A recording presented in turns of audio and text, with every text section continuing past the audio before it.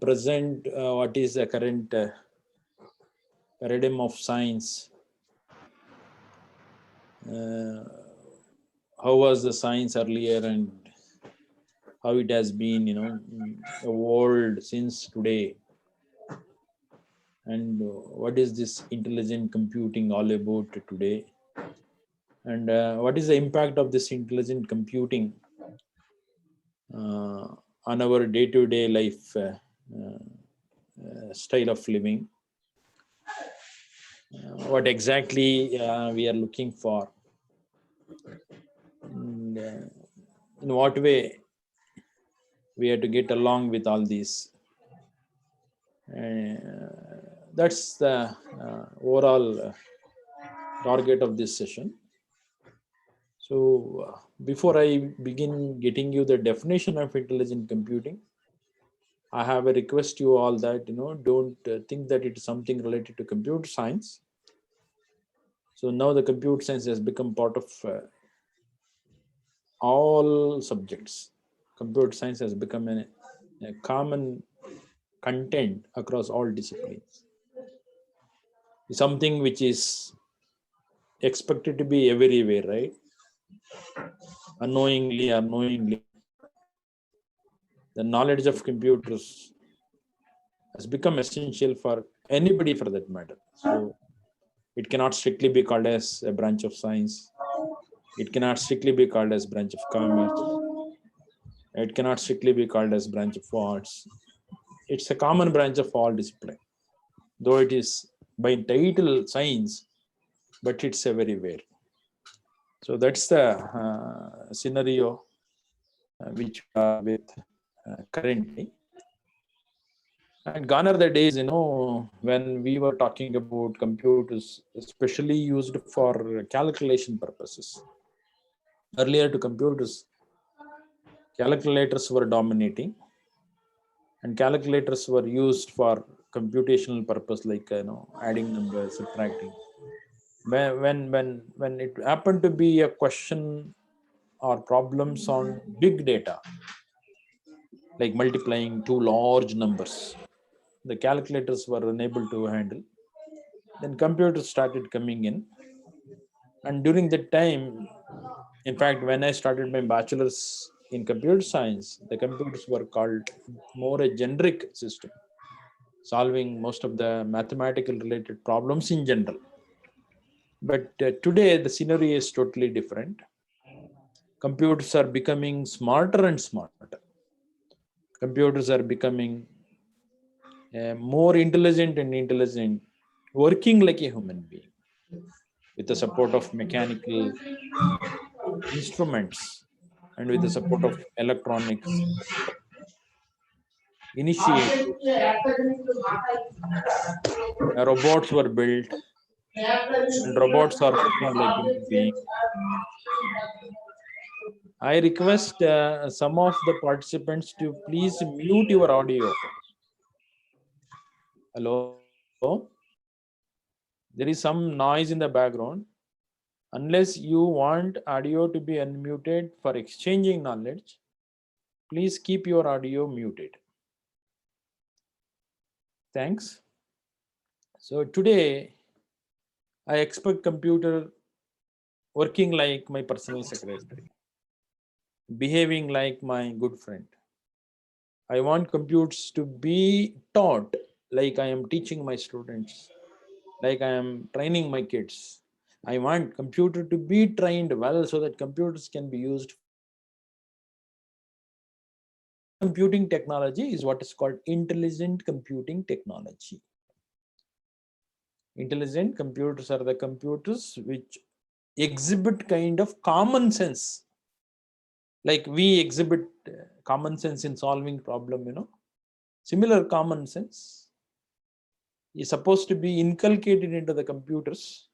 The moment such a common sense is inculcated, the computers start exhibiting intelligence, and such computers are called intelligent computing. Like, we have cell phones. Earlier, the cell phone was used only for talking. And I don't know whether you are aware of it or not. When mobile phones were invented first time, even incoming calls were actually be charged. And there was nothing like a storage, so that we used to type in the numbers and call. But now you have a memory. Later on, cell phone came with memories, so that you can save the name of that, telephone numbers. And you can, instead of calling by number, you can call by name. And then gradually incoming calls have become free. And nowadays outgoing calls also have become so cheaper.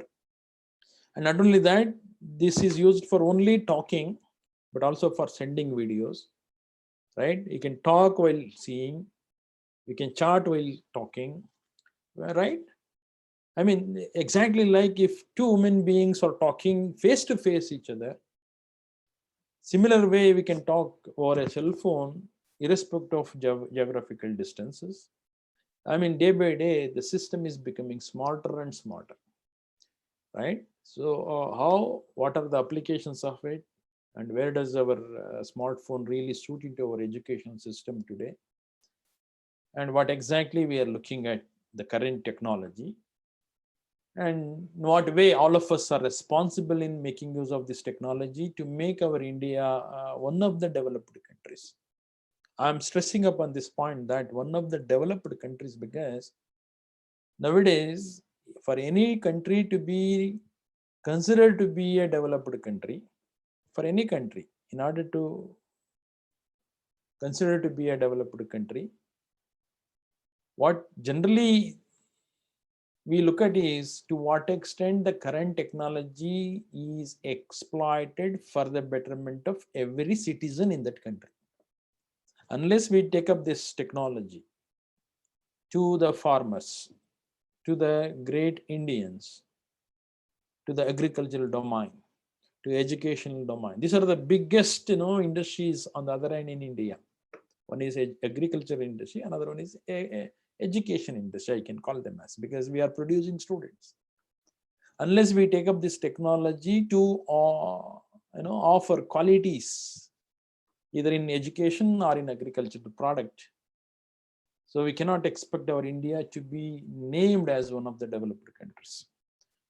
Of course, in my experience and in my readings and knowledge, I say that for this intelligent computing technology, there are great people who have contributed. But if you list top 10 scientists who are responsible for current intelligent computing systems, I'm sure that out of 10, 6 are minimum either originally from India or still in India working for universities.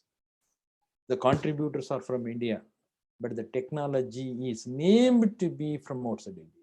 That's unfortunate. Where are we going wrong? Right? Why? What is our mind setup? These are all the issues which I would love to touch upon for the next roughly about 60 minutes. So before I begin, what is this computing? How is that called intelligent? Let me just show you a couple of pictorial examples on beauty of Mysore. Hopes I'm sure that not all of you have visited Mysore, because some of you said, from Kashmir, some, North India probably must not have visited Mysore, but heard of Mysore. I say generally the Mysore is a city of palaces and full of gardens. It has many shady avenues and sacred temples. All in all, it is an historical place. Still retains, very happy to tell you that still it retains the charm of the old world with its many institutions known for propagating Carnatic classical music, dance, etc. And generally, we, the Mysoreans, at least call this Mysore as a beautiful city and consider to be a daughter city of Mother India, because culture is still retained. What we call it as Hindu culture, what do we call it as Indian culture, very much well retained in Mysore city.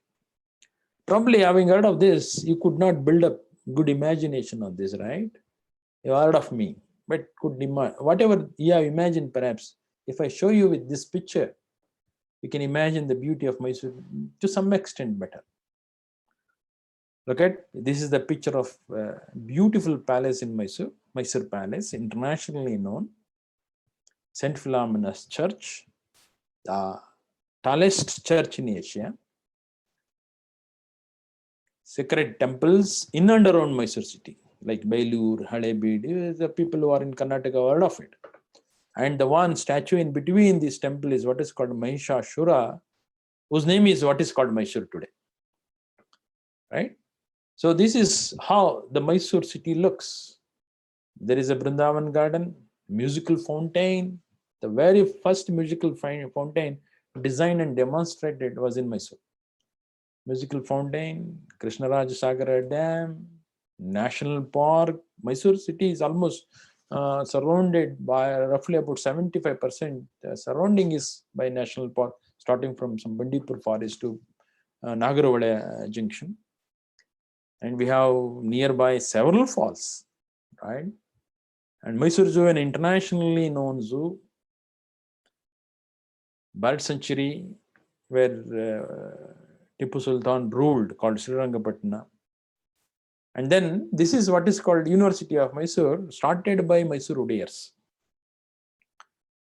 A century ago, 100 years ago, Mysore Odiyars have started. In fact, Mysore University happens to be the second oldest university in South India.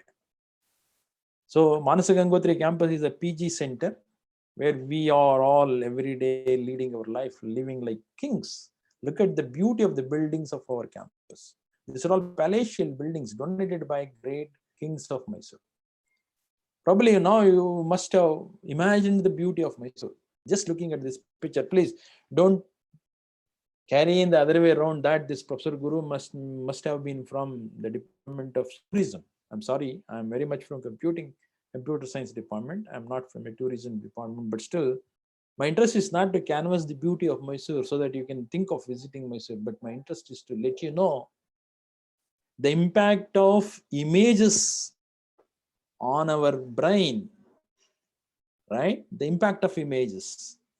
Instead of listening to somebody's lecture, if you also watch all along, instead of reading through the news articles in a newspaper, if you also look at the picture associated with the news article, probably you will have a better understanding, right?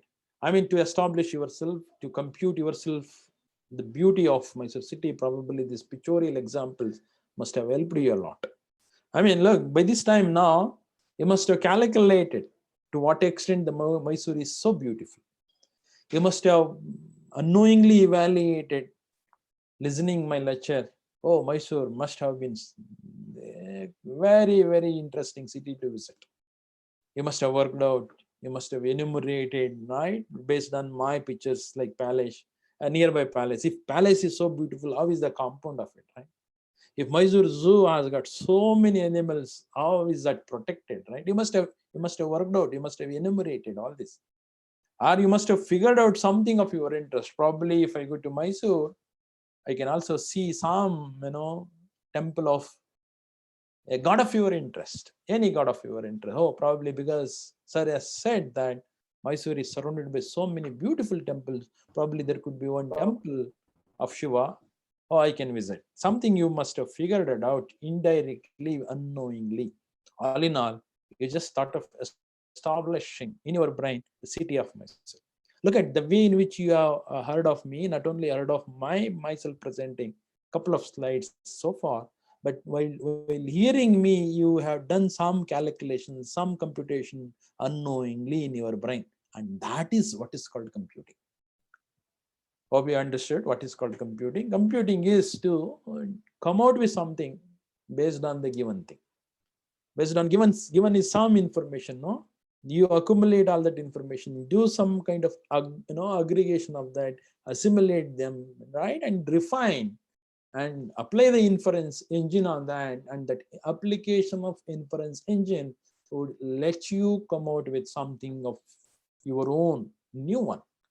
And that method of arriving at something out of given is what is called computing. And computers are capable of doing it. Computers would take up some input. Earlier, as I said, computers were working with only numbers. But today, computers are working with the text data, like you can feed in through keyboard. Not only that, computers are now working with images. I give the image and expect the computer to say that it's a picture of Vrindavan garden, right? I give a picture of an animal like tiger, then computer would display that it is a picture of tiger. I give a photography of a participant X because you must have submitted your passport photo at the time of enrolling yourself to HRDC of Mysore. And now the moment you log into your system to attend my lecture, it's not that Professor Nanjundu Swami has to mark your attendance looking at your videos being displayed on his monitor. I can see that computers would automatically take up your attendance. That is what is called computing. And computers have been evolved to not only read input numbers and do calculation. Now computers have been evolved to that extent of reading images, reading videos, reading text, all in all media, different media, right? And that is what is called intelligent computing. I mean, computers have become so capable of solving a problem of marking attendance of participants. Marking attendance of participants. It's not that Nanjundu Swami has to sit over there and see that Dr. Guru would engage class for 70 minutes. Right? Computers can go on recording my lecture. Not only that, if I stop in between due to some reason, then computer should display that so-and-so has spoken out, so-and-so engaged the class for only 50 minutes. Right? And so-and-so out of 30 participants, only 30 participants have attended the lecture for full-length lecture of 75 minutes. And remaining 7 people have attended 20 minutes and somebody has attended only 30 minutes, somebody has attended only 10 minutes, and so on. And in case if you keep your video on and start sleeping, and it's not that somebody should sit and watch your video continuously in HRDC of Mysore, but can I make my computer watch you? That is what is today's requirement. I mean, computers are nowadays becoming so intelligent so that computers would work as if a human being is working on the problem. So computers have become now capable of solving problems on their own, and they have acquired a capacity to learn and acquire knowledge. And it's not that the knowledge has got to be acquired by the computer, but computers should also be made so good at making use of the acquired knowledge so that it becomes as competent as me in solving a problem. All in all, it is to make computers interacting with human beings, interacting with other computer automatically as if a human beings are talking about. I mean, if I talk with my laptop, I should never feel that I'm talking to something which is non-living entity. I must have a feeling that I'm talking to my good friend. So that is what is called intelligent computers. So intelligent computing is all about computers exhibiting problem-solving ability, and computers establishing communication across, and computers capable of learn and relearn. Look at relearn. Friends, generally we talk about 3 types of learn. One is a learning. In a classroom environment, students would learn. But the moment they go home, because you assign them a couple of assignments, they relearn. And most of the times we end up doing only learn and relearn. But we forget what is most equally important is unlearn. Unlearning is a very important component of a learning process. Look, but unlearning in computer is so easy because it's only a question of deleting the knowledge. So learn, relearn, and unlearn are the most important activities. And all in all, how to discover knowledge. So any computer exhibiting these abilities is intelligent computing system. Let's recollect the things which we have discussed and learned during our school education. This picture probably has inspired you to recollect theory of Darwin's. The theory of Darwin says that, the human beings, we are all from monks and gradually evolved. Look at this evolution did not happen over a period of a month or a year, but millions of years. So millions of years, I mean, there was a big change happening, right? And the change happened in 2 different ways. One is a physical structure. Earlier, the monkey, which used to balance its body with the support of 4 legs, has become another animal which could balance a body with the support of only 2 legs. It's a big change in the physical structure of a body. On the other hand, the mental ability. Look at earlier, the monks were not so intelligent, but the human being have become so intelligent to that extent of catching hold of other animals and giving them a training, so that their support could be exploited well for leading our life comfortably well. We have gone up to that level of intellectual ability. Look at, in those two different ways, the monks have been evolved to be human beings. So this is the big difference happened. Why I'm telling you that, in the last lecture I said change is permanent. It's not that today I'm talking about that change. Earlier also there was a big change, and because of that change, we have been evolved from monks. So soon after evolution, right, man discovered cultivation, started living with others, built up a house, got settled down in some geographical in a clustered way, became a village and then towns, etc., etc., and appreciated the importance of certain animals which could be controlled by a human being. Not all animals got controlled. Okay, somebody, especially Gouda PA, keep your audio muted, please. Mr. Gouda PA. See that? The man really understood the importance of certain animals. So why can't I give a train to animals so that I can use its support for making my life comfortable, right? So domestic animals, we call it as. This is what is called, civilization era. I mean, soon after evolution, man understood that certain animals could be caught hold of and they may be given training so that I become more comfortable in my. Look at here in the bottom slide, there are dogs being used by police department for crime invention, for crime detection, right? Dogs are generally used for surveillance applications. I mean, dogs are not used like horse for riding.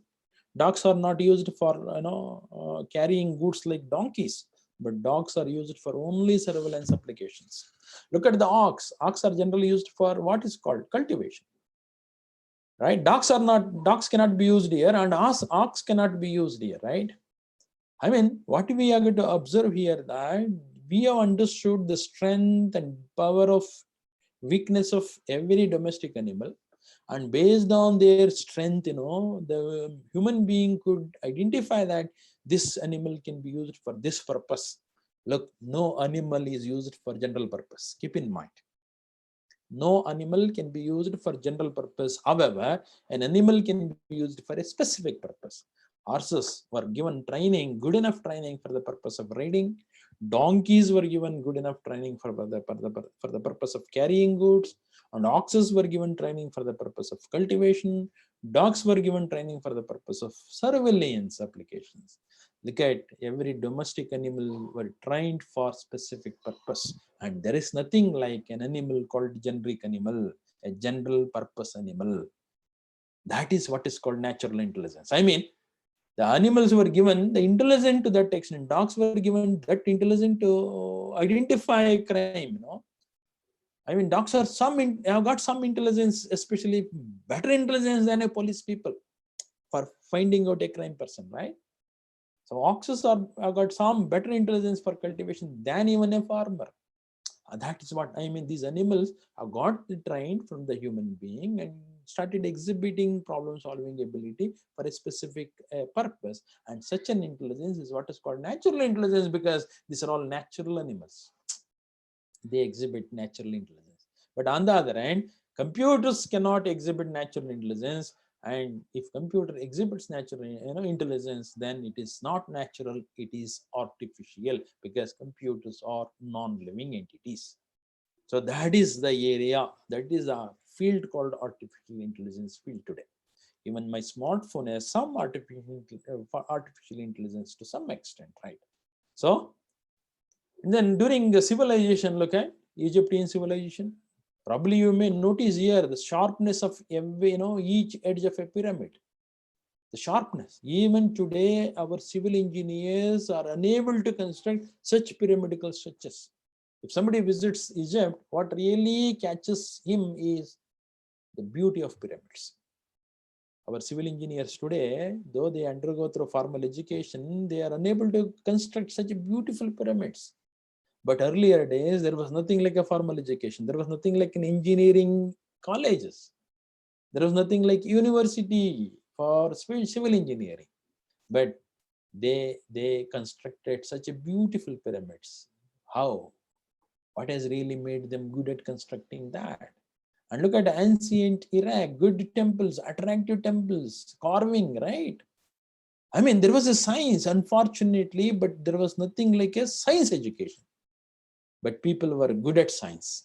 People were good at inventing and discovering something being hidden in the nature, understanding it, but not by a theory, but by a practice. I mean, during civilization, what the man has accomplished is that he could practice the science. I mean, science was there, not in the form of theory, but in the form of empirical, practicality, right? Ancient Greece civilization, known for what? Known for open air theaters. Our Manasa Gangotri campus is a very huge open air theater, but that's not something that Mysore has thought of. It is copied from ancient Greece civilization. Sindhu civilization is known for Indian civilization. No concept of reservoir, water reservoir. Look, the ancestors were so intelligent, thinking that we can protect, we can construct some tank so that I can keep the rainwater for a long time. Even I become, rich and using water without even rains for the next 6 months. So that Sindhu civilization was Indian civilization known for contributing a lot towards reservoir, right? Reservoir.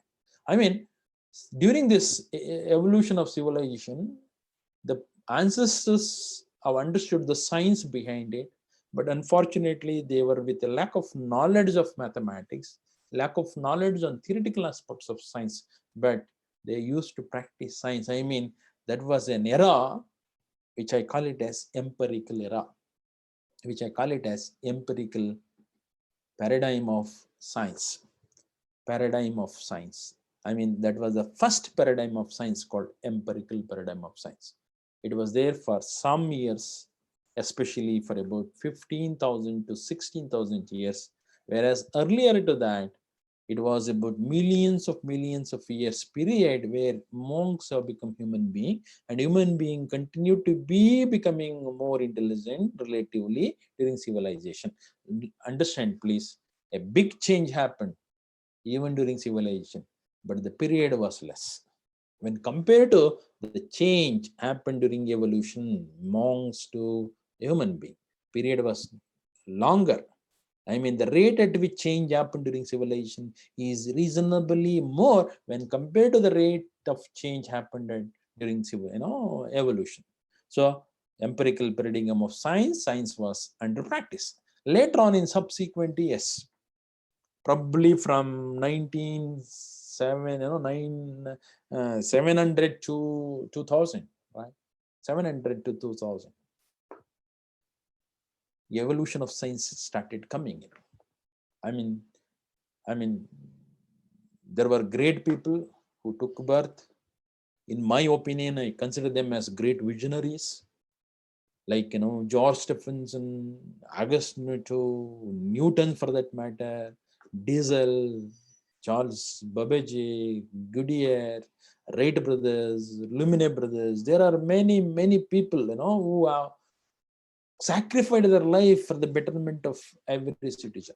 They could imagine what can be contributed for the next generation, or they could identify that what is really missing on the earth, which we can think of creating for the next generation, and they dedicated themselves. And while doing so, they simply are not practiced the science, but they have understood the mathematics behind science, the phenomenon behind science. The moment they went on understanding the phenomenon behind science, they came out with the theory of it. I mean, look at earlier during civilization, which was existing in the form of practice called science, has now taken up a different shift called theoretical paradigm of science.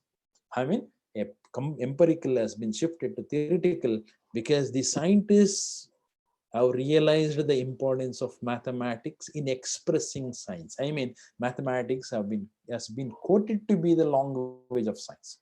And because of that, this period of science is generally called theoretical paradigm of science. I mean, theoretical paradigm of science was not for a period of 15,000 to 16,000 years like empirical, but it was only for a period of 400 to 500 years. Please, friends, notice in my lecture that I've been talking about a period called evolution of man from monks.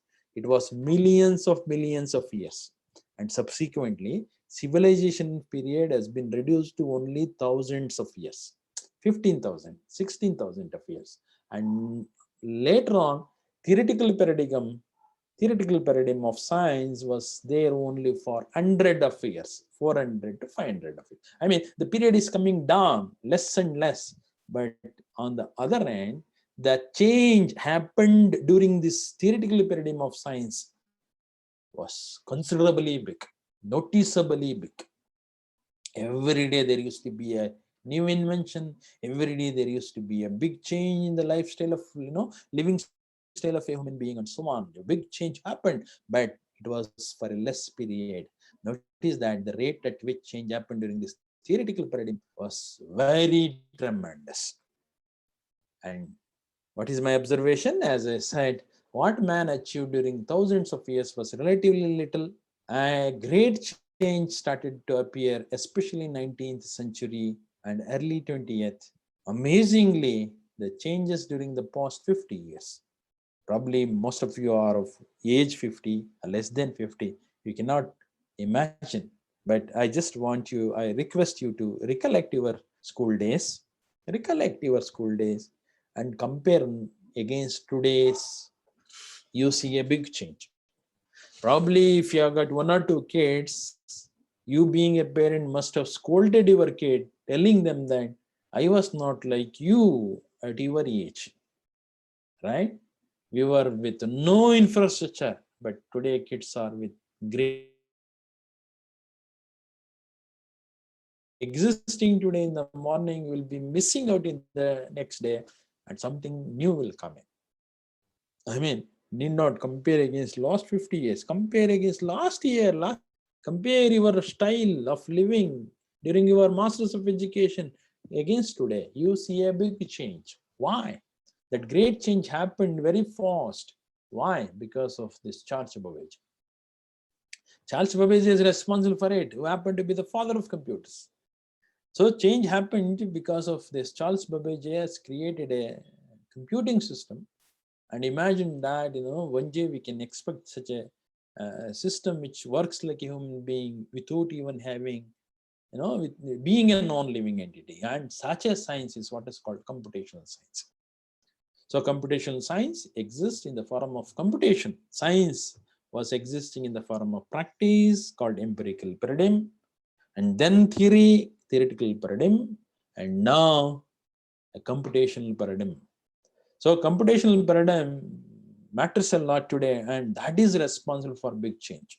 That is increase in use of technology, and because of lack of manual labors, use the technology, improve your productivity. I mean, look at technology is not for replacing anybody. Technology is not to replace a doctor. Technology is not to replace a civil engineer. Technology is not to replace a teacher. E-learning doesn't replace a teacher.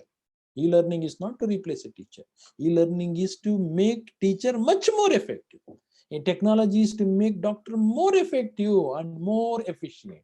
Instead of attending to 10 problems a day, with the support of a technology, a doctor can attend to 20 problems a day, 20 patients a day. I mean, he becomes more productive, more efficient, more effective in handling, and so on. So increase in use of technology would help you in taking care of lack of manual labors. And because population size is day by day increasing, attending everybody is really tough.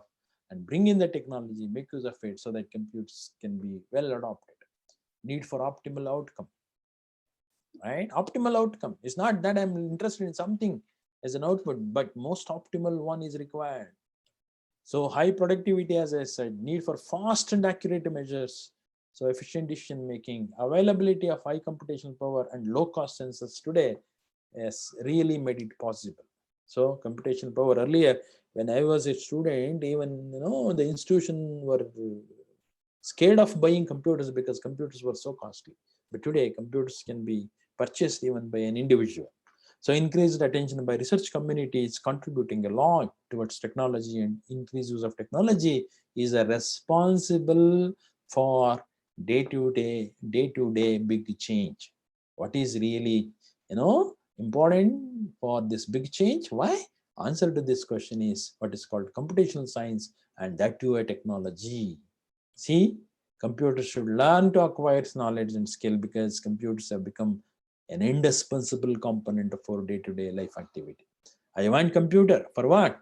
For monitoring people in my campus. I want computer for what? Reading number plate of a vehicle entering into my campus. I want computer for what? Taking up attendance of people through their fingerprint. No, I want computer for what? Taking up attendance of people while they are walking, looking at their faces. These are all different domains which we are working on. For that purposes, computers should learn to acquire knowledge and skill, and that's what is called not a man learning, it is a machine learning. Computer should learn. So today we are talking about a very vast field called machine learning, right? It talks about only how to educate computers, not educating teachers like you, participants, not educating students, not educating other animal like ants, dogs, but it is to educate a computer. That's called a machine. So hence it is called machine learning. So what really matters is, as I said, artificial intelligence. Yeah, you must have heard of everywhere, wherever you go. Yeah, everywhere. Yeah, you call it as. Look, here you have some patterns, some photographies, 4 into 3, 12 photographies. I just want you to look at each photography and understand something out of this. Something out of it. So probably you may notice that there are some photos which are related, like this, is related to this because both are food items. And there is something like Nokia, right? It's an advertisement. So this is some food item and so on. This is some advertisement. This is a collection of books, like a library, right? Okay, this is a food item. I mean, there are certain images which are called food item. I mean, these images are related to each other. If I can understand that out of 12 pictures, there are some 3 pictures which are food items and other 3 pictures are non-food item but related to books, collection of books, and certain pictures are like advertisement pictures. If I can understand, I want computer also to understand looking at these pictures automatically. That is what is called computer learning, right? Look, computer has learned there are 4 photos belonging to library. There are some other photos, 4 photos belonging to food item. I mean, automatically grouped, and that is what is called machine learning. So see here another example for you. This is a collection of orange. This is a collection of elephants. These are the collection of men photographies. These are collection of capsicum vegetable. Collection of Mysore pak, an interesting sweet, Mysore pak. And now, having seen these, examples grouped into how many groups? 5 groups. I have a couple of, pictures of oranges. You grouped them together.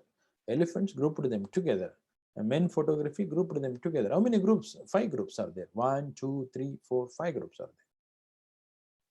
So I'm talking about a collection consisting of 5 groups, 5 varieties on the other hand. Now, given is another picture, another photo. Where does it go? Does it go to group 1 called orange? Does it go to group 2 called elephant, right? What you see in this picture, is it an orange? Is it an elephant? Is it a capsicum? Is it a human being, like, and so on? If I ask you that question, you would easily say that he is a human being, right? Forget about whether you can say is Dr. Abdul Kalam or not. Forget that. But now looking at this photography, you can simply say that it belongs to this men class, but not into any other these 4 classes.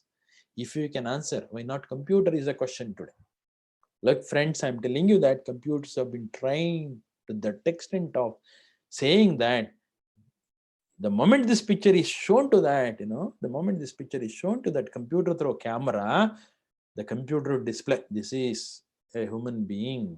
This is a picture of a male. Under human being, picture of a male. Under male, it was the president of India, Abdul Kalam, could recognize the face also. To that extent, machine learning has been studied well. So that's what I call it as intelligent computing today. So learning to recognize finally. So see that here, some examples. Here are some examples. I want you to look at. There are some photographies of men, some are ladies, right? And how do you understand this group? There are two apples, right? How do you understand this? Probably you can understand like this. One is a class of men. Another one is a class of women. Yet another is a class of apples. How many classes? 3 classes. In this corpus, in this collection, there are 3 classes. That's how you understand. And somebody may understand in a different style. There are politicians. See here, all men together, all women were together. But in the next one, I can also understand in a different style this group of pictures. Oh, these are all the photographies of politicians. Men or women doesn't matter. Male or female doesn't matter. But they belong to the class of politicians. These belong to the class of actors. These are food items. Or on the other hand, you can understand why 3 classes. I understand in the 5 classes. These are all men politician, woman politician, men actors, woman actress, and apples. I mean, the moment group of photos have been given, that group can be split into subgroups. How did I do that? How did I do that? I exhibit some intelligence. I exhibit some common sense, Can that ability that I follow be given as an ability to the computer so that computer does it automatically? That is what is called machine learning, right? That's what is called intelligent computing. The moment the system learns and stores it in the memory of a computer, then tomorrow some other photo is given. Then where does it go? If I ask you a question, then because this is a female photo, it should never go to here, it should not go here, it should not go here. Either it should be here or it should be here. Then further, oh, she was a politician, should go here, right? How is that classification done? And that is what is called unsupervised learning to supervised. Look here, some examples are the following. Here is some secured campus like Infosys of Mysore, for example, or University of Mysore. A gate is here. Every car has to pass through this gate. Gate is closed, but generally we used to have a human being as a security guard, and that human being will check with the number plate. And if this car number plate is already recorded in the campus list, then that human being will look at the driver. If driver is like me, known to him, he will allow this car to pass through by getting this gate opened. Otherwise, he will block. No, I don't want the human being to be standing here and attending this problem.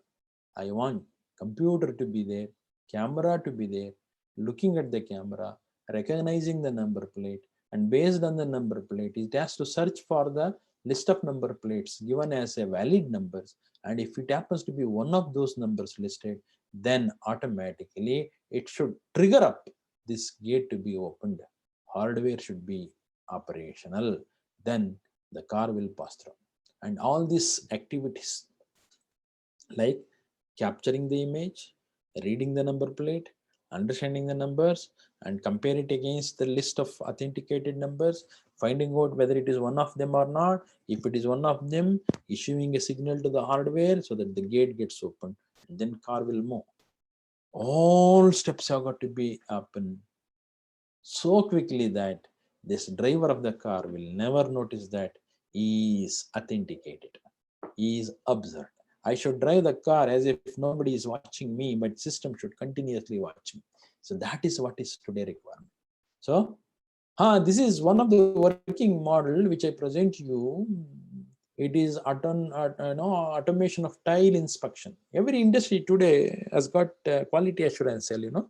The moment product is delivered, like this product is delivered, it is subjected for quality assurance. Its shape analysis, its size, its weight, everything will be measured. But earlier, the people used to measure with a scale. How much is this? How much is that? Then what is the bottom? how is the shape, how much is the diameter. They used to measure with the different, measuring equipments manually. And one person can measure, one person can certify about 10 to 20 objects a day. But today there is nothing like that. You keep a conveyor belt. The moment this is produced by an industry, it gets placed over a conveyor belt, and conveyor belt will carry. While carrying it, so there is a weighing system will measure this weight, and there is some equipment robot's hand which will hold it, and then automatic measurement will be taken up, and there are cameras will take the picture of this and read every label here automatically, and finally within 1 second this will be identified as perfect.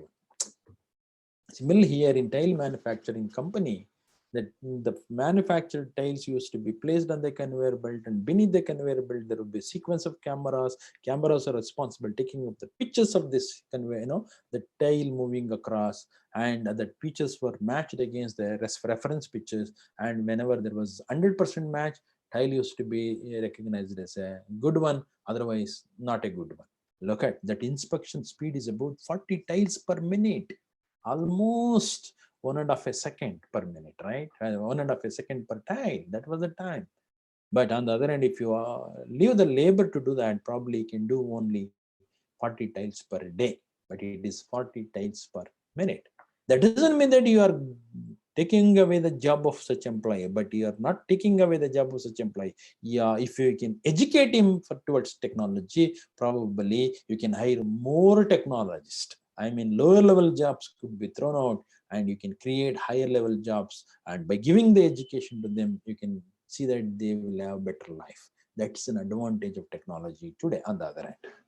So forensic application, I doubt if you can read anything written here, right? What was written earlier? So earlier there was a white page. There was a white page. On the white page, something was written initially, and then finally it is simply completely obliterated, right? Like students who sit in the last bench will always comment negatively on the teacher while teacher is talking. And the moment teacher understand that they are something, doing something unexpected, the teacher will walk closer to the student. By the time teacher reaches the student, what does student do? He'll simply strike it out. Look at, initially there was a white sheet. On the white sheet, above that, I mean, student has written something nonsense about a teacher. By the time teacher walks closer to the student will again strike it out above that. I mean, basically there are 3 layers. White sheet is 1 layer. What is first written is 2nd layer. What is then striked out is the 3rd layer. Can I think of separating these 3 layers so that teacher can get back what was striked out earlier, right? See, you can do some operations. What was originally written was 10,000, but unfortunately striked out, and deciphered image is recollected back. And doing some operations, you can improve the quality of appearance of it. This is what is being adopted in forensic applications, right? So forensic application exploits the beauty of technology even to recover back what was written original. And now forensic department has become so strong to what? If I write something now, and after 10 hours, if I come and continue writing, forensic department has got such a technology to predict the difference in time of writing of 2 sentences. Okay, suppose originally if you have written 10000, but you forgotten putting comma on the check, for example. I am issuing a check to my good friend. I put in 1000, and later after 1 day, I put a comma here. The moment I put a comma, there is a time difference in putting comma when compared to the 10,000. So if we scan it and give it for computers say that, look, 1000 were written almost with negligible time difference, whereas comma was written later after 1 day. That is predictable today. That's the technology. Look at this picture. I doubt if this is very clear to all of you. Nothing is clearly visible, right? Nothing is clearly visible. There appears to be a man standing and doing something, but nothing is very clear. And you can enhance the quality of this picture. Picture quality enhancement. That's the current technology. Look at, and you can see something which is like, snow, something mist appears, background, some campus. Look at this, the beauty. I do some mathematical operations on this with the input of computers, automatically this gets generated. Now it looks better than the earlier, right? I mean, what I am telling you, the people who are in Jammu, Kashmir, in case require, invites you people to visit Jammu during winter now, probably it is a mist, snow. Because of snowfall, nothing is visible. And if you really want to take a picture of your selfie, right, even if it is only 3 feet away from your face is not visible because of the snow. Don't forget to click the picture. Take up the picture, whether you are visible or not. Bring the picture to my laboratory. I see that your picture is visible, your face is visible later. But see that you are present in the picture. That's more important. Okay. See here, there is a shadow covering faces of many people. Many people. There is a shadow. This is a Star Trek team, Star Trek team who involved in some very interesting serial on television way back. Is a picture of all the members of the team, but most of the faces are not visible because of the shadow. And you can get those faces, right? So the systems have become so intelligent, just like, removing dust on the, photography. So biometric application, probably your institutions must have used, must have adopted this biometric, attendance taking and so on, fingerprint. And because of COVID-19 situation today, nobody is so dare enough to touch the fingerprint sensor, because even I hesitate touching my other hand because of COVID-19. So then question of taking up attendance of faculty members based on fingerprint scanning is ruled out. Now we'll have to look for face biometric. I mean, camera is set up, you watch in front of the camera, let camera automatically recognize that you are so and so. So that's what. So areas of life sciences influenced by AI technology. There are many agriculture sciences, right? I am really confused. When I go to a tree of mangoes, mango tree, I mean, there are many mangoes. Should I pick it or not? In order to make a decision, I should know which is ripened mango, which is not ripened, or which is matured mango, which is not matured. Only when you pick matured one, then only you can expect it to be ripened for next down the line 3 to 4 days. If it is unmatured, then however long you keep it, it will go waste. It will not be ripened. Then can I use the technology?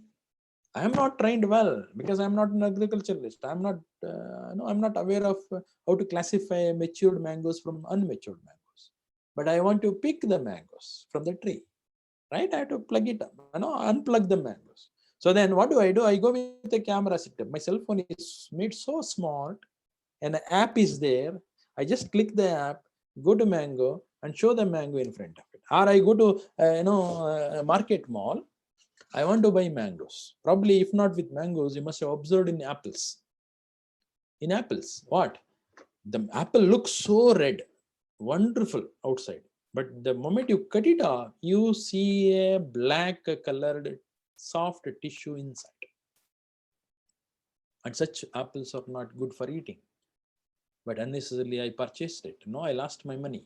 Instead of that, can I build this cell phone very smart, because it has imaging rays here. Then what do? I go to a market mall, I take an apple in my left hand and keep my camera on. The moment I keep it on, this system should say, should I buy it or not buy it? Though it looks wonderfully well outside, but because internally it is defected, I want the cell phone to detect that this apple is internally defected. Guru, don't buy it. So that's what technology today for it's a food industries, plant sciences, animal sciences, recognizing the gait of each animal. I mean the style with which animals walk, right? Face biography, biometric of animals and so on. Medical sciences, doctors are supported.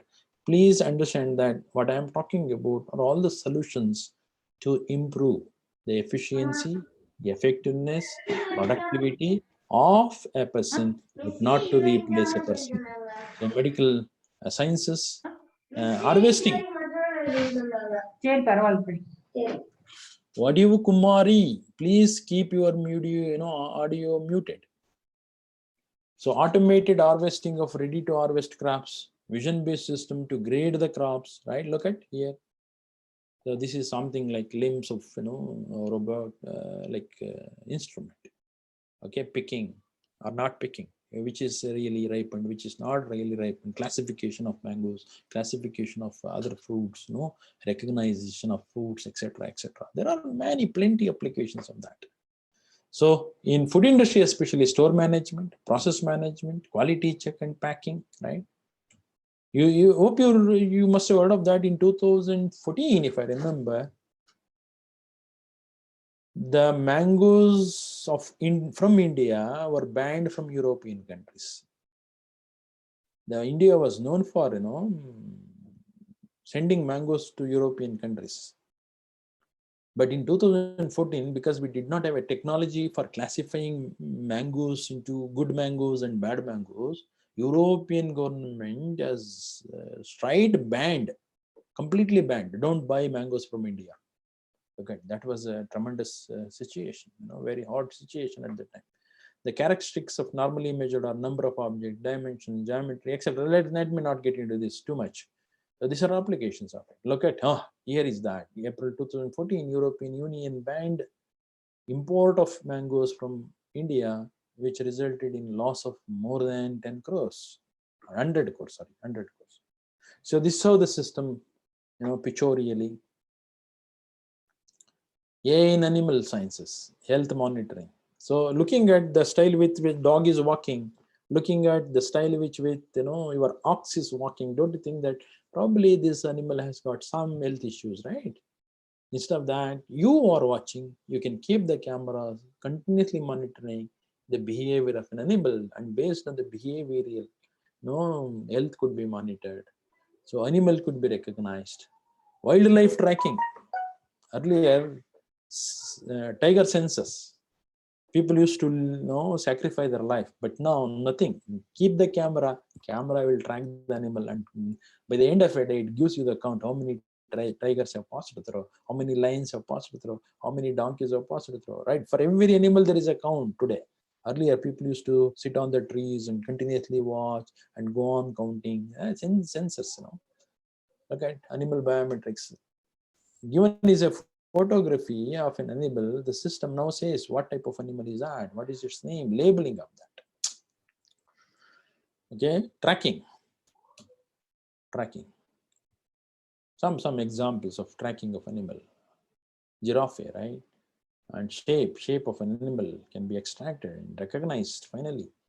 I mean, image could be read by a computer for understanding the content of the image. Medical science, okay?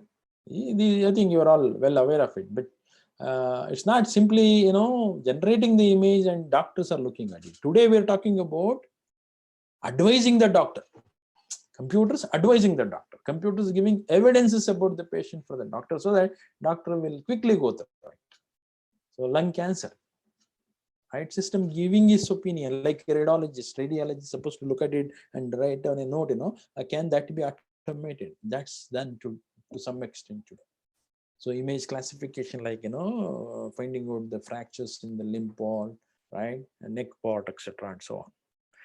This is which I have solved recently because of COVID situation, real-time alert generation for social distance violation. I think this is, yeah, please see the second video. Sorry.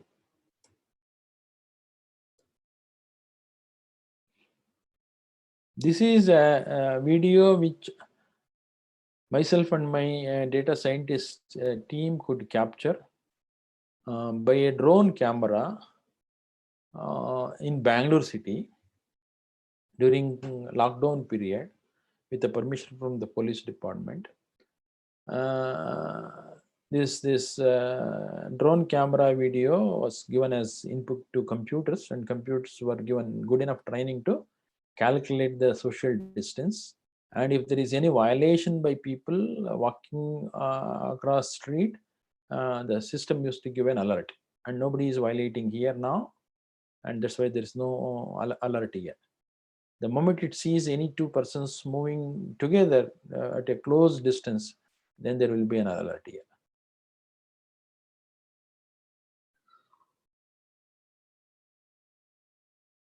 It's about 2 minutes video.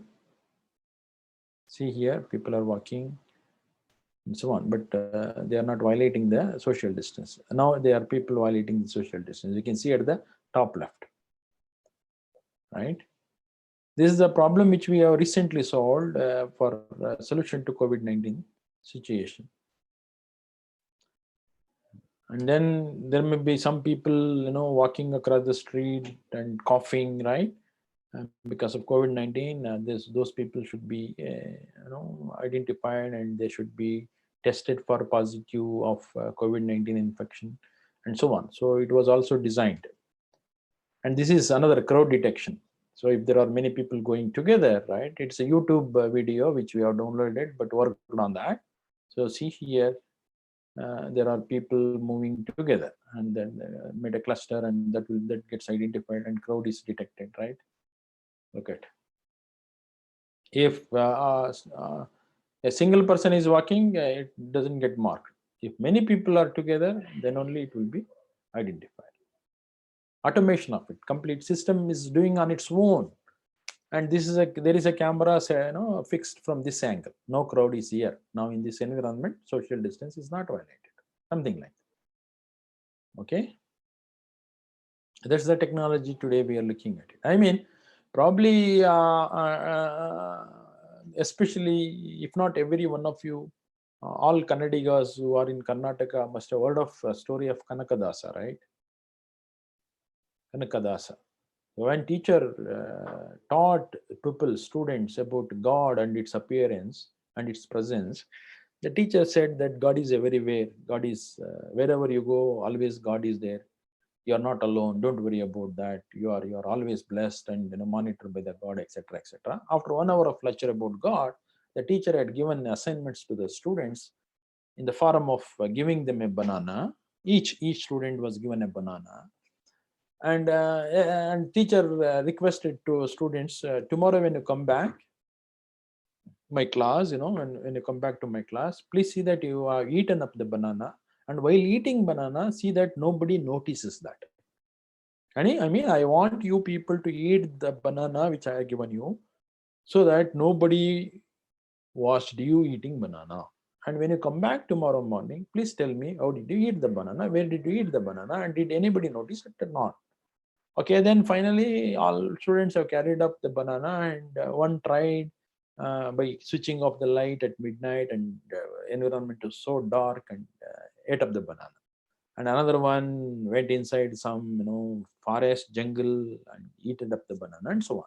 And next day, almost all students, 99 students, have reported that, sir, we could eat the banana with this, and I just have covered up and ate up the banana inside, etc., etc.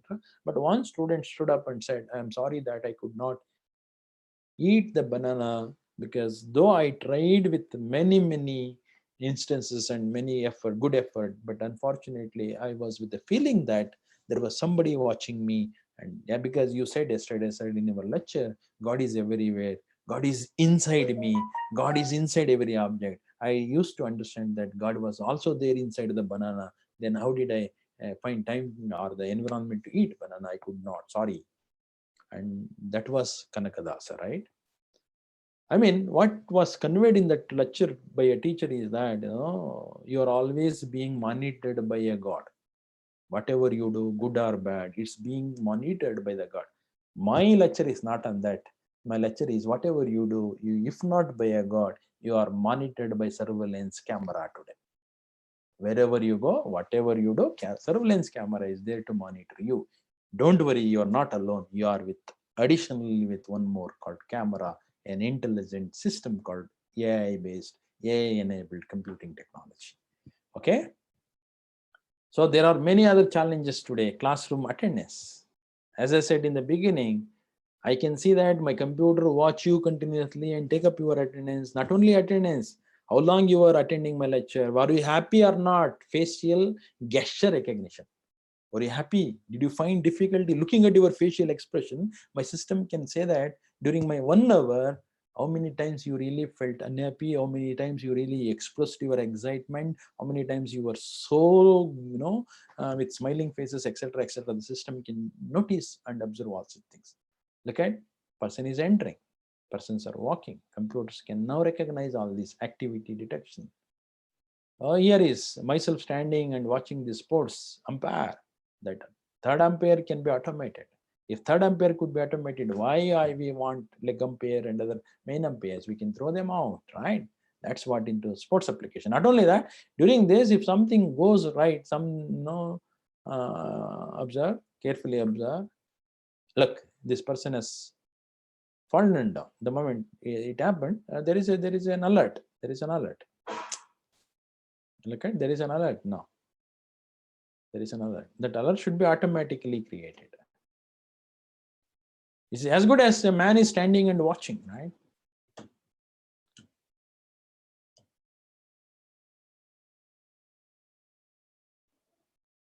See, somebody has intentionally hidden the camera.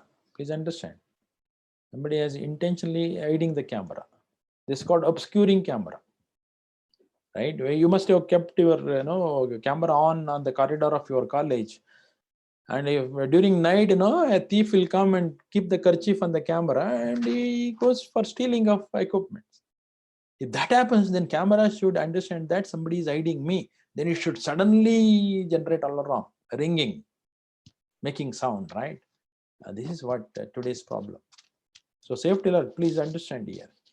The people are supposed to go with the safety equipments while working with this industry. If somebody goes near to this dangerous environment, he will be detected. This is the current technology. See, he will be detected here. Look, marked. These are not marked because these are in safety area, but this is a dangerous area. As long as a person is in the dangerous area, the person will be detected and alarm will be generated. Okay. This is quite interesting, video of about 23 seconds. Please watch this blue colored dressed person who is climbing up. Assume that nobody is there here. See, unfortunately, this is a actual video I'm showing you. He fell down. Had there been nobody, probably he was in a very dangerous and he must have lost his life. Suppose if alone is working, then who monitors? Who takes care of that?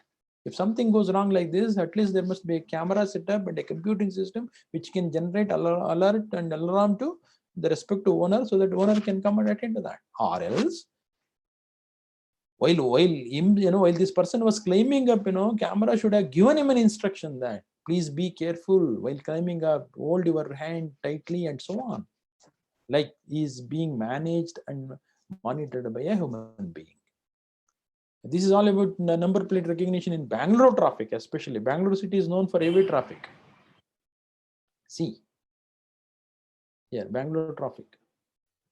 You're seeing numbers here recognized and displayed all along. Here, car numbers recognized and displayed all along. This is a police supportive system.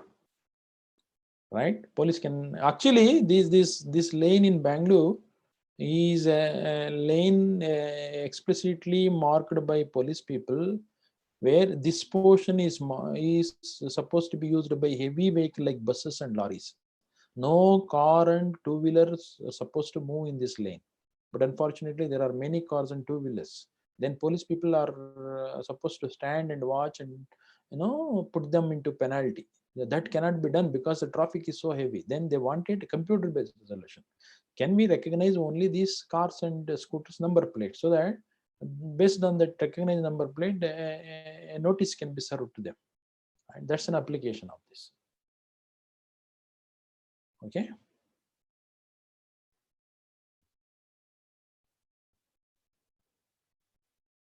This is another interesting application. And detection of track and estimating the queue. Let me quickly run through. Look at here, vehicles are detected. There are 2 vehicles in the queue because there is a security guard here. They have to seek permission before entering. These are all automation. Not only that, finally, what we want this type of information to be generated. Not video. We don't want video to be stored. This type of information to be generated. What was the waiting time of each truck? How many trucks have entered from morning to evening? At a time 10 o'clock, how many trucks were there in the waiting, in the queue waiting for entry, and so on. This information has got to be generated and recorded. There are many such applications which myself and my team members have been working a lot for the last roughly about 2.5 decades. We worked on sign language understanding, driverless car, news categorization, automation of attendance, smart television. Smart television. Generally, we watch the television. No, today televisions are watching us. Televisions will try to understand whether owner is watching me or son of owner is watching me, who is given the preference, who watches which channel from morning to evening, who is preference, and so on and so on. Those are called smart televisions. So digital library, etc. This is our lab called Data Analytics and Learning Lab. So if your time permits and if you happen to be in Mysore for any reason, please visit my lab. And you also from a different domain. I am a computer scientist. If you can explain me or my team members what is your real requirement, where you can adopt computers and their intellectual ability, probably I can get you the solution to that. I mean, if we can join the hands to make our today's society a more safer to live by adopting AI enabled products. With all this, friends, understand the world is changing. Change is the permanent. This was the first aeroplane invented by Wright brothers. This is the current smart aeroplanes. This is the first steam engine. This is a bullet engine today. I mean, concept is same. Science behind these two are same, but the technology is different. The smartness are different. The technology is very important. Science contributed. Engineer has built it. Engineering has built it. No? Science contributed. Engineering made it, but technology has made it much smarter. Technology is more responsible. So, Apple phone, earlier Gramble phone, Apple's system, right? Today we're talking about fingerprint, tip of fingertip computers, right? Smart televisions, digital library, pen drives are the libraries today, right? This is a camera, original camera. Now it is a smart camera. All in all, I want to say that we should, instead of saying that monks have been evolved to human being, look at now human being is becoming like a same physical structure like a monk, right? Physically has grown up and now becoming with the same style, same shape, working with computer. But who is happy today? Robots are happy. So it is not evolution of man. It is evolution of robot through man. I mean, we should stop. We should stop speaking on evolution of man in classes, especially in primary education. In future, we should not speak on evolution of man. We should speak on evolution of robot. That's called intelligent system, right? That's the current paradigm of science called intelligent computing. One is empirical paradigm, theoretical paradigm, computational paradigm.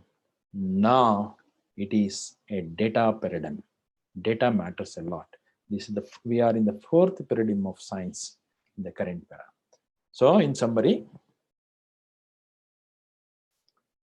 friends, I just have touched upon intelligent computing, first paradigm of science, second paradigm of science, and where is the artificial intelligence, what is current requirement, and through many applications. For the last roughly about 75 minutes, hope I just have narrated where are we looking at this technology for the betterment of every citizens, and where we can think of our own way. So whether you are a teacher of arts like history, economics, you require a technology. Please share your requirement with computer scientists in and around your place, and see that you also make the technology to become more productive, effective, efficient in your work. Thank you, one and all. Thank you very much. Sir ನಮಸ್ತೆ sir. ನಮಸ್ತೆ sir ನಿಜಕ್ಕೂ ಸಹ ನಿಮ್ದು presentation ತುಂಬಾ ಚೆನ್ನಾಗಿತ್ತು sir, with supporting documents. ನಿಜವಾಗ್ಲೂ ನೀವು ಹೇಳ್ತಕ್ಕಂಥದ್ದು ಅಕ್ಷರಶಃ ಸತ್ಯ. But coming to disadvantages sir, ಈಗ ಫಾರ್ ಎಕ್ಸಾಂಪಲ್ ಅರ್ಲಿಯರ್ ಒಂದು ಹೊಲದಲ್ಲಿ ಒಬ್ಬ ರೈತ ಅಥವಾ ಯಾರಾದ್ರೂ ಕೂಲಿ ಕಾರ್ಮಿಕರು ಬರ್ಬೇಕಂತಂದ್ರೆ, ಒಂದು ಹೊಲದಲ್ಲಿ ಕೆಲಸ ಮಾಡ್ಬೇಕಂದ್ರೆ 15ರಿಂದ 20 ಜನ ಲೇಬರರ್ಸ್ ಇರ್ತಿದ್ರು. ಹೌದು, ಈಗ ಮೆಷಿನ್ಸ್ ಎಲ್ಲ ಬಂದಿದೆ, ಅದನ್ನೆಲ್ಲ ರೀಪ್ಲೇಸ್ ಮಾಡ್ತಿದೆ. ಒಂದು correct. ಫಾರ್ ಎಕ್ಸಾಂಪಲ್ ಆಗಿ ಒಂದು ಬ್ಯಾಂಕ್ ಬ್ರಾಂಚ್ ಅಲ್ಲಿ more than 15 to 20 employees work ಮಾಡ್ತಿದ್ರು ಅರ್ಲಿಯರ್ ಸರ್, ಫ್ಯೂ ಹೌದು, ಡಿಕೇಡ್ಸ್ ಬ್ಯಾಕ್. ಹೌದು, but now at present situation is entirely different sir. Now ಹೌದು. It is reduced to 5 to 6 members sir. Correct, so correct. Employment opportunity how it will impact employment. ಆದ್ರೆ ಅಲ್ಲಿ 10 ಜನ labour ಹೋದ್ರು, ಇಲ್ಲಿ 100 ಜನ software engineers create ಆದ್ರು. ಅಂದ್ರೆ employment opportunities ಜಾಸ್ತಿ ಕ್ರಿಯೇಟ್ ಆಯ್ತು. ನೀವೇನ್ ಮಾಡ್ಬೇಕು ಎಜುಕೇಶನ್ ಲಿಸ್ಟ್ ಅಂದ್ರೆ, ಯಾರು ಫಾರ್ಮರ್ಸ್ ಆಗಿ ಲೋ ಲೆವೆಲ್ ಎಂಪ್ಲಾಯೀಸ್ ಇದ್ರು ಅವ್ರನ್ನೆಲ್ಲ ಎಜುಕೇಟ್ ಮಾಡಿ ಅವ್ರನ್ನ ಬೇರೆ ಎಂಪ್ಲಾಯ್ಮೆಂಟ್ ಹೋಗೋ ತರ ನೋಡ್ಕೋಬೇಕು. ಸರ್ ಎಂಪ್ಲಾಯ್ಮೆಂಟ್ ಬ್ಯಾಂಕ್ ಅಲ್ಲಿ ಸಣ್ಣ ಕೆಲಸಗಳಿದ್ವು, ಆದ್ರೆ ಆ ಬ್ಯಾಂಕಿಗೆ ಸಾಫ್ಟ್ವೇರ್ ಮೇಂಟೈನ್ ಮಾಡಕ್ಕೆ ಅಷ್ಟೇ ಜನ ಬೇಕೀಗ. ಅಂದ್ರೆ ನೀವೇನ್ ಮಾಡ್ಬೇಕು, ಸಣ್ಣ ಲೆವೆಲ್ ಕೆಲಸ ಕಿತ್ತೋದ್ರೆ ಹೈಯರ್ ಲೆವೆಲ್ ಪೋಸ್ಟ್ಗಳು ಬಂದು ಎಲ್ಲಾ ಲೆಕ್ಚರ್ಸ್ ಪ್ರೊಫೆಸರ್ಸ್ ಆದಾಗೆ. ಈಗ you don't like to be a lecturer only, you want to be a professor later, right? ಹಂಗೆ ಲೋ ಲೆವೆಲ್ ಜಾಬ್ಗಳು ಏನಿವೆ ಅವುಗಳು ಹೋದ್ವು ಅಂತ ಕಾಣ್ತಾ ಇದೆ. ಅಂದ್ರೆ ಎಂಪ್ಲಾಯ್ಮೆಂಟ್ ಲಾಸ್ ಆಯ್ತು ಅಂತ ಕಾಣ್ತಾ ಇದೆ. ಆದ್ರೆ ಅದಕ್ಕೆ ಪ್ಯಾರಲಲ್ ಆಗಿ 10 times ಎಂಪ್ಲಾಯ್ಮೆಂಟ್ ಜಾಸ್ತಿ ಬಂದಿದೆ ಸರ್. ಜಾಸ್ತಿ ಆಗಿದೆ sir, agree with you sir. But problem ಏನಂತಂದ್ರೆ ಓದ್ದೇ ಇಲ್ದರು no please try to understand, don't use the term that ಓದ್ದೇ ಇದ್ದವರು. ಇವತ್ತು ಸರ್ಕಾರ ಎಷ್ಟರ ಮಟ್ಟಿಗೆ ಫೆಸಿಲಿಟಿ ಕೊಡ್ತಿದೆ ಅಂದ್ರೆ, ಇಟ್ ಈಸ್ ಪ್ರತಿಯೊಬ್ಬನು ಎಜುಕೇಶನ್ ತಗೊಳ್ಳೇಬೇಕು, ಡಿಗ್ರಿ ಮಾಡ್ಲೇಬೇಕು, ಎಜುಕೇಶನ್ ಪಡ್ಕೊಳ್ಳೇಬೇಕು. ನಾವು ಲಿಟ್ರಸಿಗಳೇನಿದೀವಿ ನಾವು ಎನ್ಕರೇಜ್ ಮಾಡ್ಬೇಕು. ಕಲ್ತ್ಕೊಳ್ಳಿಕ್ಕೆ ಫಾರ್ಮರ್ ಮಕ್ಕಳಾಗ್ಲಿ ಸಿಕ್ಕಾಪಟ್ಟೆ ಫೆಸಿಲಿಟಿ ಕೊಡ್ತಾ ಇದೆ government, right? Not only in India, across globe I am talking. ಇಲ್ಲ ಸರ್, ನಾನು ಕಂಪ್ಲೀಟ್ ಆಗಿ ನಾನು ಅಗ್ರಿ ಆಗ್ತೇನೆ ಸರ್ ನಿಮ್ಮ ಮನಸ್ಸಿಗೆ. ಬಟ್ ಏನಂತಂದ್ರೆ definitely there will be impact on nature sir. There will be an impact on the nature ನ ನಾವೇನೀಗ ಫಸ್ಟ್ ಬಾಂಬ್ ಪತ್ತೆ ಹಚ್ಚಿದ್ರು. ಆ ಬಾಂಬ್ ಹೈಡ್ರಾಲಿಕ್ ಬಾಂಬ್ ಪತ್ತೆ ಹಚ್ಚಿದ್ದು ಅಡ್ವಾಂಟೇಜಸ್ಗೆ, ಡಿಸ್ಅಡ್ವಾಂಟೇಜ್ಗಲ್ಲ. ಇವತ್ತು ನೀವು ಅದನ್ನ ನಿನ್ನ ಹೊಲನ್ನ ಮತ್ತೆ ನಿನ್ನ ಅಕ್ಕಪಕ್ಕದ ಮನೆನ ಬಾಂಬಾರ್ಡ್ ಮಾಡ್ತೀನಿ ಅಂದ್ರೆ that is your mind set.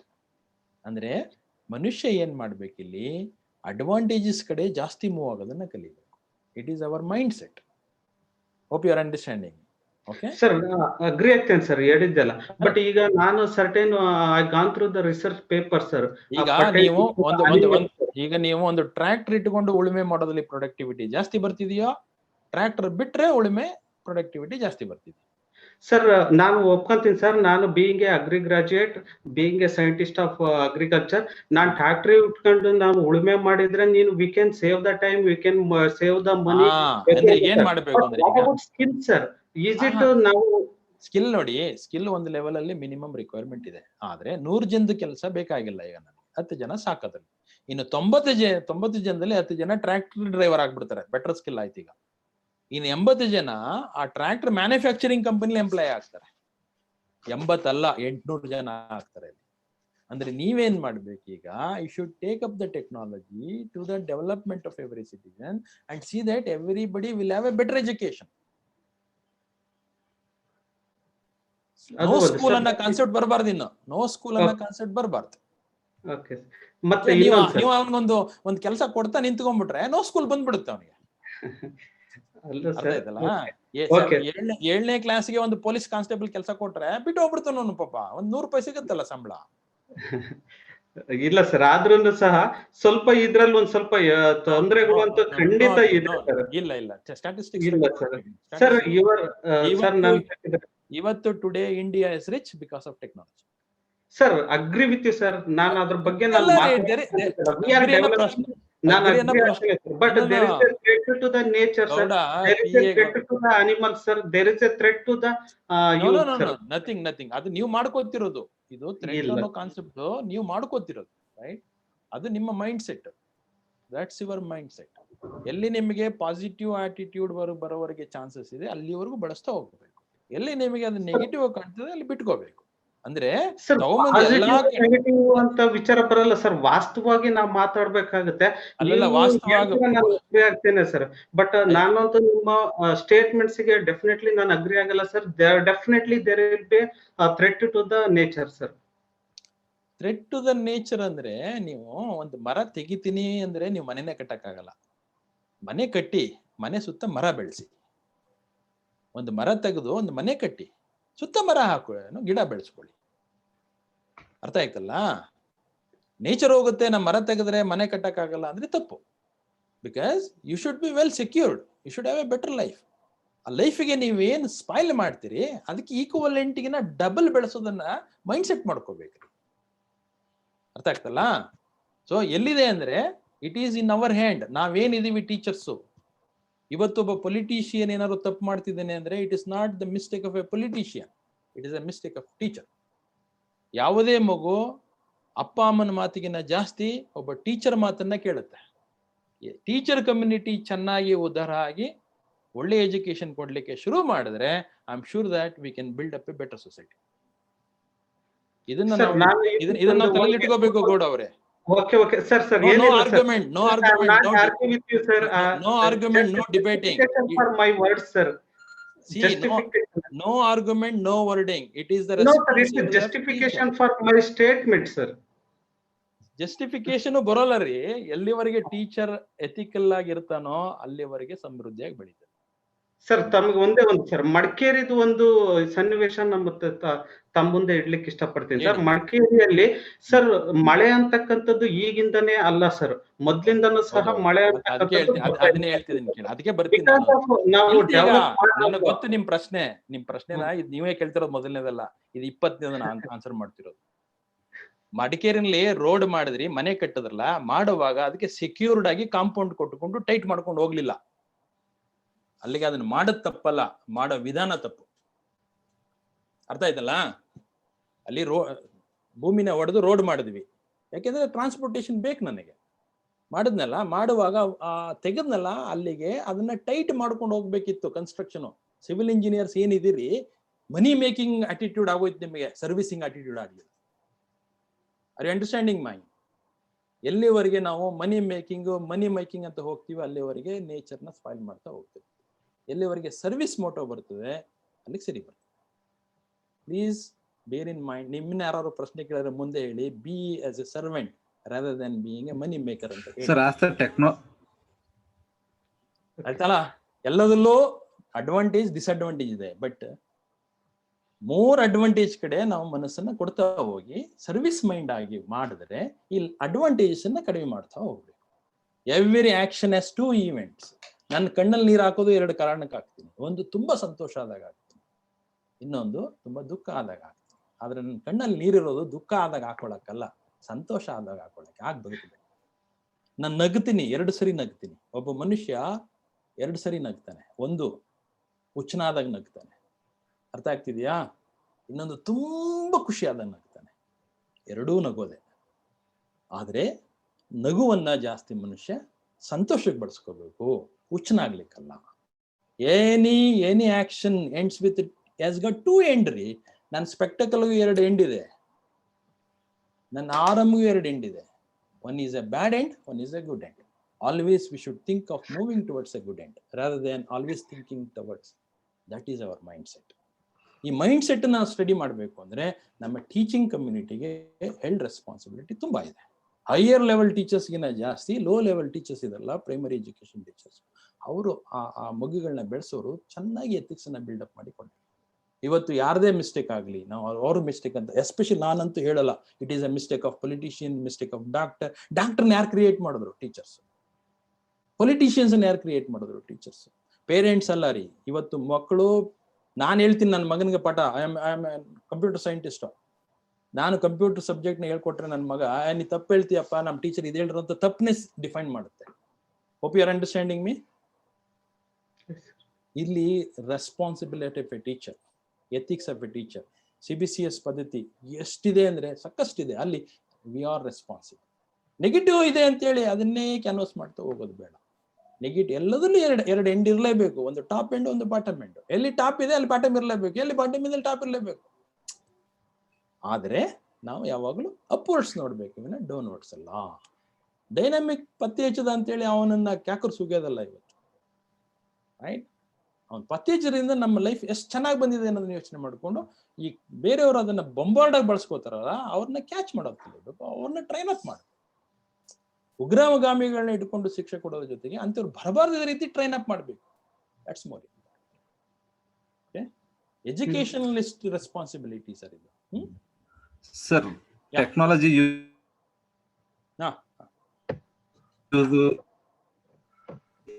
increase when technology use increases, human efficiency. Your voice is breaking. Hello sir, as technology usage increases, human efficiency will come down na sir. Cognitive efficiency maybe, or physical efficiency. ಅದು ತಪ್ಪು. ನಾವು human efficiency improve ಮಾಡ್ಲಿಕ್ಕೆ technology ಬಳಸ್ಕೊತಾ ಇರೋದು. Technology is to improve the how it will be possible sir? Doctor ಹತ್ರ ಕೇಳಿ sir, ಗೊತ್ತಾಗುತ್ತೆ ನಿಮಗೆ ಎಫಿಷಿಯನ್ಸಿ ಎಷ್ಟು ಮಟ್ಟಿಗೆ ಇಂಪ್ರೂವ್ ಆಗಿದೆ ಅಂತ. ನಂದು ಆನ್ಲೈನ್ ಎಜುಕೇಶನ್ ಅಲ್ಲಿ PPT ಬಳಸ್ತೇ ಇದ್ದಿದ್ರೆ ನಾನು ಎಫೆಕ್ಟಿವ್ ಆಗಿರ್ತಿರ್ಲಿಲ್ಲ, ಎಫಿಷಿಯಂಟ್ ಆಗಿರ್ತಿರ್ಲಿಲ್ಲ ನನ್ನ ಲೆಕ್ಚರ್. ಬರೀ ಭಾಷಣ ಹೊಡೆದ್ಬಿಟ್ಟಿದ್ರೆ you would not have enjoyed my lecture. Simple example ನಾನೇ. that would become dependency sir. ಅಲ್ಲ, ನಾನೇ example. dependency na sir. Not a dependency, it is a supplementary. It is a supplementary. Complementary and all, it is a supplementary. Okay, technology is to assist you. It's an added labor for you. Don't depend on that. You mobile will depend on nim mane bara. But today society, we can observe society that more becoming dependency. Technology barilla andidre nimge orientation program ಆಯ್ತಿರಲಿಲ್ಲ Covid situation. Technology ಬರ್ಲಿಲ್ಲ ಅಂದಿದ್ರೆ, online education technology ಬರ್ಲಿಲ್ಲ ಅಂದಿದ್ರೆ ನಿಮ್ಗೆ orientation program ಆಯ್ತಿರಲಿಲ್ಲ ಇವತ್ತು sir. ಅವಾಗ ನಾವು we can give it the reason for the thing na sir. Orientation program we can do it later also. Orientation program ಬೇಡ ಅನ್ಬೋದು ನೀವು. ಅದೇ necessary ಅಲ್ಲ, ನಿಮ್ಗೆ ಓರಿಯಂಟೇಶನ್ ಪ್ರೋಗ್ರಾಮ್ ಬೇಡ ಅನ್ಬೋದು. ಹಾ ಸರ್. ಹಾಗೆ UGC ಅದನ್ನ ಬೇಡ we can do it later na sir. ಅಲ್ಲ, ಲೇಟರ್ ಮಾಡೋದಲ್ಲ, ಇಟ್ಸ್ ಪಾಸಿಬಲ್ ಅಂತ. ಟುಡೇ ಇಟ್ಸ್ ಪಾಸಿಬಲ್ ಅಂತ, right? Possibility is there sir, but we are talking about dependency. Not a dependency. Still I can make it because of technology. If you are depending, ಈಗ ನಾನು ಬೆಳಗ್ಗೆ ಎದ್ದ ತಕ್ಷಣ ಇವತ್ತು ಎಷ್ಟು ಮಟ್ಟ ಬಂದಿದೆ ಅಂದ್ರೆ, ಮೊಬೈಲ್ ಫೋನ್ ಇಲ್ಲದೆ ನಾವು ಬದುಕಕ್ಕೆ ಆಗಲ್ಲ ಅನ್ನೋ ಮಟ್ಟ ಬಂದಿದೆ ಅಂದ್ರೆ, that's your weakness. That's your weakness. And even using technology or technology or not using technology is also depend on us na sir. Depend on you, right? It's you, it's left to you. You decide whether you become more productive by adopting technology or less productive. If you understand that you are less productive by adopting technology, that will increase our efficiency. That you just leave it. If you find it you are less efficient. But I am more efficient if I use technology, right? Sir, namaste. Namaste, madam. Namaste, sir. ಈ session ಕೂಡ ತುಂಬಾ ಚೆನ್ನಾಗಿತ್ತು sir. Thank you very much. Starting ಇರಲೆಲ್ಲ ಮೈಸೂರು ಒಳಗೆ ಇರುವಂತ place ಗಳನ್ನ ತೋರಿಸಿದಾಗ, ಅಂದ್ರೆ ನೀವು ಬರಬೇಡಿ ಅಂತ ಹೇಳಿಲ್ಲ ಮೇಡಮ್ ಮೈಸೂರಿಗೆ, ಪ್ಲೀಸ್ ಕಮ್. ಇಲ್ಲ ಸರ್, ನಿಮ್ಮ ಲೆಕ್ಚರ್ ಅಲ್ಲಿ ನಿಮ್ಮ ಲ್ಯಾಬ್ ಬಗ್ಗೆ ಹೇಳಿದಾಗೆಲ್ಲ ನಮ್ಗೆ ಅನ್ಸಕ್ ಸ್ಟಾರ್ಟ್ ಆಯ್ತು, ಆನ್ಲೈನ್ ಇರಬೇಕಾಗಿತ್ತು ಅಂತ ಹೇಳಿ. ನಾನು I also feel seeing you face to face, right, meeting with you people. ಅಂದ್ರೆ ಒಂದು ಪ್ರಶ್ನೆ ಸರ್ ನಂದು. ನಮ್ದು ಕಾಲೇಜ್ ಒಳಗೆ 1000 ಸಮೀಪ ಸ್ಟೂಡೆಂಟ್ಸ್ ಇದ್ದಾರೆ ಸರ್. ನಾನು ಹೇಳೋದು ಅವಶ್ಯಕ ಕನ್ನಡ ಸರ್. ನೋಡಿದ ಎಲ್ಲಾ ಕಾಂಬಿನೇಷನ್ ಅವರು ಕನ್ನಡಕ್ಕೆ ಬರ್ತಾರೆ. ಹೆಚ್ಚು ಕಮ್ಮಿ 150 ಅಬೌವ್ ಸ್ಟೂಡೆಂಟ್ಸ್ ಇರ್ತಾರೆ ಸರ್. ಅವ್ರು ಅಷ್ಟು ಜನರ ಅಟೆಂಡೆನ್ಸ್ ತಗೊಂಡು ನಾನು ಕ್ಲಾಸ್ ಮಾಡ್ಬೇಕು ಅಂತಂದ್ರೆ, ಬೇರೆ ಬೇರೆ ಕ್ಲಾಸ್ ರೂಮ್ ಒಳಗೆ ಇರೋರೆಲ್ಲ ಬಂದು ನಾನ್ ಮಾಡೋ ಕ್ಲಾಸಿಗೆ ಬಂದು ಕೂಡಬೇಕಾದ್ರೇನೆ ಒಂದ್ 5-10 ನಿಮಿಷ ಹೋಗ್ಬಿಡುತ್ತೆ. ಆಮೇಲೆ ಎಲ್ಲರದು ಅಟೆಂಡೆನ್ಸ್ ತಗೋಬೇಕಾದ್ರೆ ಒಂದಷ್ಟು ಇನ್ನೊಂದು 5-10 ನಿಮಿಷ ಹೋಗ್ಬಿಡುತ್ತೆ. ಪಾಠ ಮಾಡಕ್ ಸಿಗೋದು ಕೇವಲ ಅರ್ಧ ಗಂಟೆ ಮಾತ್ರ ಆಗ್ತದೆ. ಹೇಳಿ ಪ್ರಾಬ್ಲಮ್ ಏನ್ ಹೇಳಿ. ಈಗ ಏನಂದ್ರೆ, ಈಗ ನೀವು ಅಟೆಂಡೆನ್ಸ್ ತಗೊಳ್ಳೋದು ಹೇಳಿದ್ರಲ್ಲ ಸರ್, CCTV ಇದೆ ಅಂತಂದ್ರೂ ಹುಡುಗರು ಅಬ್ಸರ್ವೇಷನ್ ಸಲುವಾಗಿ ಅಷ್ಟೇ ಇರೋದು ಸರ್. ಈಗ ಅದನ್ನ ನೀವೇನ್ ಮಾಡ್ಬೇಕು ಅಂದ್ರೆ, CCTV ನ ತೆಗೆದು ಅಟೆಂಡೆನ್ಸ್ ಟೇಕಿಂಗ್ ಕ್ಯಾಮರಾಸ್ ಅಂತ ಇವೆ ಈಗ. ನೀವು ಅದನ್ನ ಫಿಕ್ಸ್ ಮಾಡ್ಬಿಟ್ರೆ ನೀವು ಅಟೆಂಡೆನ್ಸ್ ತಗೊಳಗೇ ಇಲ್ಲ. ಹಾಂ ಸರ್ ನೀವು ಲೆಕ್ಚರ್ ಹಾಲ್ ಇಂದ ಆಚೆ ಹೋಗ್ತಿದಾಗೆ ಹಾಂ ಸರ್ ನಿಮ್ಮ ಕಂಪ್ಯೂಟರ್ಲಿ ಅಟೆಂಡೆನ್ಸ್ ಮಾರ್ಕ್ ಆಗ್ಬಿಡುತ್ತೆ ಮಕ್ಕಳು. ಹಾಂ ಸರ್. ಸರ್ ಅದನ್ನೇ ನಾನು ಕೇಳ್ತಿರೋದು, ಅದಕ್ಕೆ ಅಂದಾಜು ಖರ್ಚು ಜಾಸ್ತಿ ಆಗುತ್ತಾ ಸರ್ ಕಮ್ಮಿ? ಇಲ್ಲ ಮೇಡಮ್, ಈಗ ನೀವು ಎಂಟೈರ್ ಕಾಲೇಜಿಗೆ ಮಾಡ್ಕೊಂಡ್ರೆ ಕ್ಲೌಡ್ ನೀವೇ ಮೇಂಟೈನ್ ಮಾಡಿದ್ರೆ ಸ್ವಲ್ಪ ಖರ್ಚು ಬೀಳುತ್ತೆ. ಕ್ಲೌಡ್ ನೀವು ಔಟ್ಸೋರ್ಸ್ ಮಾಡಿಬಿಟ್ರೆ ಮೇಂಟೆನೆನ್ಸ್ ಈಸಿ ಇರುತ್ತೆ. Okay sir. ಬೇಕಾದ್ರೆ ಹೇಳಿ, I will get you directed to some relevant industries and academic organisation. Okay sir. ಈಗ ನೋಡಿ, ನಿಮ್ಗೊಂದು 10 ನಿಮಿಷ ಸೇವ್ ಮಾಡ್ಕೋಬಹುದು, ನೀವು ಪಾಠ ಚೆನ್ನಾಗಿ ಮಾಡ್ಬೋದು. ನನ್ನ ಪ್ರಾಬ್ಲಮ್ ಅದೇ ಮಕ್ಕಳು ಬಾಗಿಲಿಂದ ಒಳಗೆ ಬರ್ತಿದ್ಬೇಕಾದ್ರೆ ಅಟೆಂಡೆನ್ಸ್ ಮಾರ್ಕ್ ಹಾಂ ಸರ್. ಒಂದ್ ಸ್ವಲ್ಪ ಕ್ಲಾಸ್ ರೂಮ್ ಪ್ರಾಬ್ಲಮ್ ಆಗೋದ್ರಿಂದ 2 ಡಿವಿಷನ್ ಕೂಡಿ ಒಂದೊಂದು ಟೈಮ್ ಕ್ಲಾಸ್ ತಗೋಬೇಕಾಗುತ್ತೆ. ಶೂರ್. ನೀವು ಅಟೆಂಡೆನ್ಸ್ ಬಗ್ಗೆ ತಲೆನೇ ಕೆಡಿಸಿಕೊಳ್ಳಾಗಿಲ್ಲ. You go to the class at right time and teach well for 1 hour and come back. ಹಾಂ ಸರ್. Thank you sir. ಅದು ಅಂದ್ರೆ ಜಾಸ್ತಿ ಖರ್ಚಾಗುತ್ತೆ ಅಂದ್ರೆ ಒಮ್ಮೆ ಎಲ್ಲವನ್ನು ಎಲ್ಲಾ ಕಡೆಗೆ ಅಡ್ಜಸ್ಟ್ ಮಾಡ್ಕೊಳ್ಳಿ. now the things are available at cheaper price, madam. Okay sir. ಈಗ ನೋಡಿ, ಮೊಬೈಲ್ ಹೊಸದಾಗಿ ಬಂದಾಗ ಸಿಕ್ಕಾಪಟ್ಟೆ ಕಾಸ್ಟ್ಲಿ ಇತ್ತು. ಹಾಗೆ ಡೇ ಬೈ ಡೇ ಏನಾಗುತ್ತೆ ಅಂದ್ರೆ ಹಾರ್ಡ್ವೇರ್ ಮತ್ತೆ ಇದು ಇನ್ವೆನ್ಷನ್ಸ್ ಆಗ್ತಾ ಚೀಪರ್ ಆಗ್ತದೆ. Attendance taking system is now available at cheaper price. Okay sir. Thank you sir. Thank you sir. Fine. Thank you. Any more?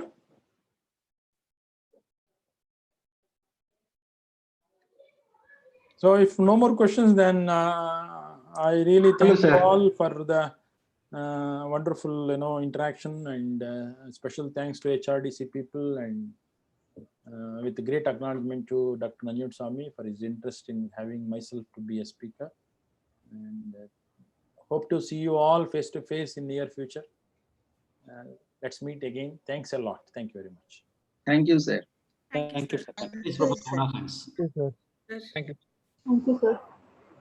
Yeah, I want to propose vote of thanks, sir. Sir, Good.